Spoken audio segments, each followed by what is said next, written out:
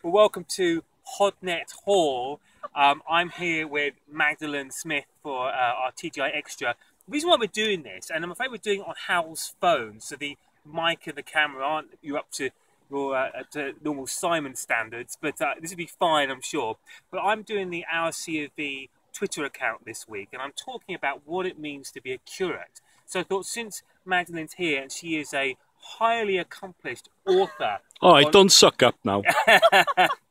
On all things clergy, I thought it'd be a great time to ask her a few questions and just get the lowdown, really. Yeah. So this morning, during morning prayer, Hal read from the book of Genesis, where Abraham encounters these three mysterious figures, and they tell her that his wife is going to have a child, and his wife laughs because she's surprised. And for me, that has an interesting parallel with my own kind of sense of calling, because my own sense of calling was a real surprise as well. I was a policeman for 10 years. I knew that wasn't going to be forever, but I didn't know what was going to come next. I then won a big scholarship to go and do an MBA, and I thought, well, fantastic, going to be a great business career ahead of me. You know what? Nothing particularly attracted me there. I mean, I liked entrepreneurship. I specialised in social media, but I couldn't actually find something that really was what I wanted to do. Yeah.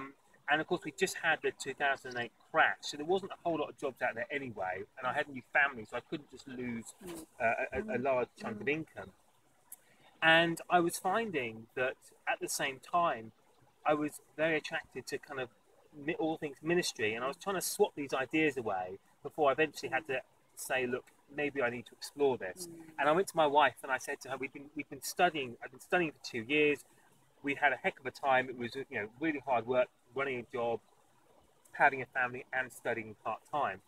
And I said to her, I felt like I was confessing something. I just said, love, I think I need to explore ministry. And I didn't know what her response was going to be. And she said, well, I thought that for a long time. Go for it. Yeah. And that was, for me, the first big sign to take that step. Yeah. Does surprise affect a lot of people in their calling, or do a lot of people know quite early on what they're going to do?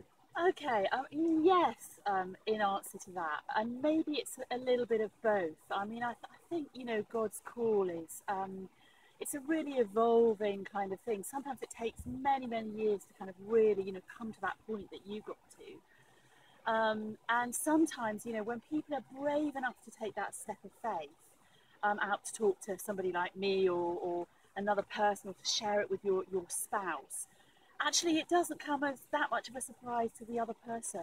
And so there's kind of an echo and a resonance going on. And I think sometimes when that happens, it kind of feels like a bit of a relief. I mean, sometimes people feel a little bit unworthy, maybe because of what's happened to them in their past life, or they feel they don't have the skills to, be a good priest or a good church leader today. And part of the, one of the joys of my job is just to say to people, to affirm and encourage a whole heap of different people, really. And to say, look, if God's calling you, just look in the Bible. God calls loads of different unlikely people, unconfident people. But if the call is there, you can't run away from it for that long. I think that was what it was with me. I didn't necessarily feel unworthy, but I certainly felt that it wasn't what I expected. So I was kind of going through this process of well, am I doing this for other reasons? And other things come up. But actually, the more I needed that time to explore it before I was able to confidently say, no, this is definitely a step I need to. Were you surprised, Hal? Because you were a scientist. Yeah.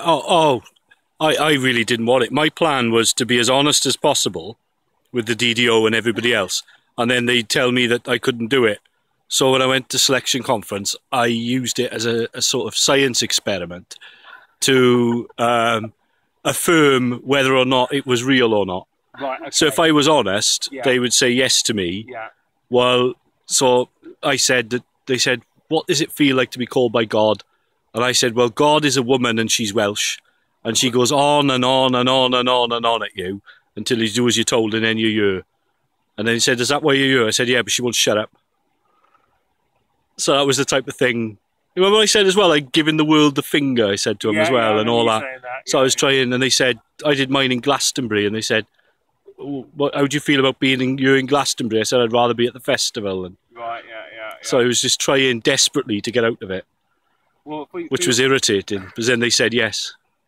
for your next book, he would make a fantastic case study. Words. What? Yes, because my next book is going to be looking at the saints, some of the Advent saints, in fact. I'm not a bloody saint. And how God works in unlikely people. Oh, well, that's all right. Yeah, fine. Yeah, I'll have that. Yeah. Oh, that's fine. Yeah. Tell us about Steel Angels. This is the book that you're mainly known for. Okay. You've been invited to this conference because obviously this book has been very, very popular. Yeah. Tell us about that. So Steel Angels, basically, if somebody's feeling a call to priestly ministry in Contemporary Church of England, you come and talk to somebody like me, the Diocesan Director of Ordinands, and I work through with people a really boring concept called the 9 criteria. Oh, that is boring. And so I wanted to kind of write around what those criteria look like in a life, in an average ministry, which was actually my own. So I bring in, look, it's really, you know, the subtitle of the book is Steel Angels, the person. Right, go now. I think you were saying about Steel Angels and how it feels to be a priest. Yeah, so I'll cut them together, you'll be fine. Okay. Before our phone ran out. Sorry. Yeah, so Steel Angels is really it's based on the 9 criteria.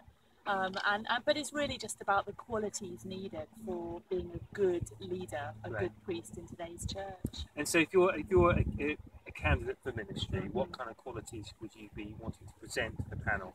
I would say something like, having a life, really, humanity, compassion, personality, potential, a sort of sense of a yearning for God, prayerfulness. A love for people. We have to love people, and people want to love us as leaders. That's really crucial.